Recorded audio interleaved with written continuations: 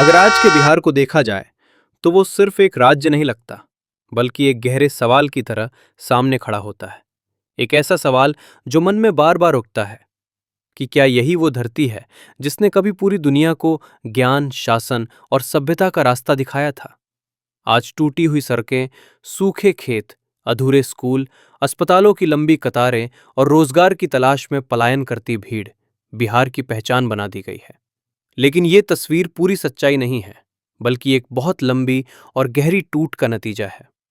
आज बिहार को गरीब कहा जाता है, लेकिन सच्चाई ये है कि गरीबी बिहार की पहचान कभी नहीं थी। गरीबी बिहार पर थोपी गई एक स्थिति है, जिसकी जड़ें आज में नहीं, बल्कि हजारों साल पुराने इतिहास में छिपी हुई हैं। एक समय था जब दुनिया के ज्यादातर हिस्से सभ्यता का अर्थ भी नहीं समझते थे। तब मगध की धरती पर शासन, ज्ञान और व्यवस्था फल फूल रही थी। यहीं से मौर्य साम्राज्य का उदय हुआ और चंद्रगुप्त मौर्य ने इसी जमीन से उस सत्ता की नींव रखी जिसे दुनिया के सबसे संगठित और विशाल साम्राज्यों में गिना गया। पाटलिपुत्र उस दौर में सिर्फ राजधानी नहीं था, बल्कि दुनिया के सबसे उन्नत और व्यवस्थित शहरों में से एक था। विदेशी यात्रियों और विद्वानों ने लिखा कि यहाँ की सड़कों पर अनुशासन था, प्रशासन में स्पष्ट नियम थे और बाजारों में समृद्धि दिखाई देती थी। बिहार तब पिछड़ा नहीं था, बल्कि सत्ता और व्यवस्था का केंद्र था। यही धरती सम्राट अशोक की भी गवाह बनी, जिसने कलिंग के युद्ध के बाद सत्ता छोड़ने के बजाय हिंसा छोड़ने का रास्ता चुना।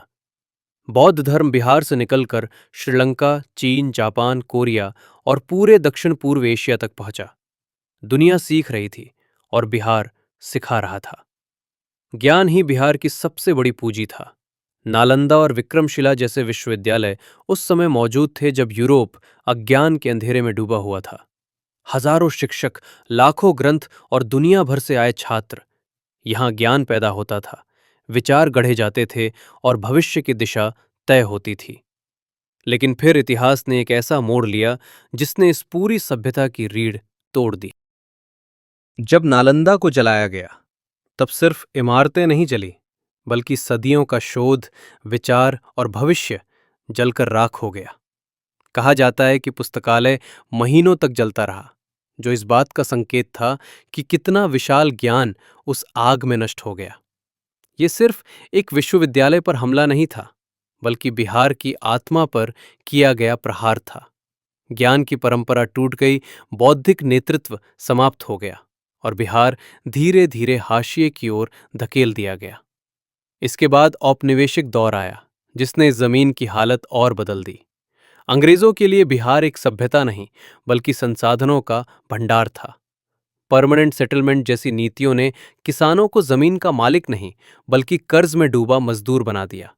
उत्पादन बिहार में होता रहा, लेकिन मुनाफा बाहर जाता रहा। स्थानीय उद्योग खत्म कर दिए गए, कारीगर बेरोजगार हो गए और जो बिहार कभी व्यापार करता था, उसे सिर्फ कच्चा माल सप्लाई करने वाला इलाका बना दिया गया। गरीबी अब संयोग नहीं रही, आजादी के बल्कि एक साथ सिस्टम उम्मीद बन भी चुकी आई, थी। लेकिन बिहार को स्पष्ट दिशा नहीं मिली। राजनीति ने विकास से ज्यादा सत्ता को चुना। जातियों में बटा समाज, कमजोर संस्थान और दूरदृष्टि की कमी ने राज्य को आगे बढ़ने नहीं दिया। उद्योग नहीं आए, निवेश नहीं हुआ और शिक्षा व स्वास्थ्य व्यवस्था धीरे धीरे कमजोर होती चली गई। बिहार के लोगों के पास मेहनत थी, हुनर था, लेकिन अवसर नहीं थे। नतीजा ये हुआ कि पलायन मजबूरी बन गया। जो सबसे काबिल और मेहनती थे, वे बाहर चले गए। देश की अर्थव्यवस्था खड़ी करने वाले हाथ बिहार के थे, लेकिन बिहार खुद अंदर से खाली होता चला गया।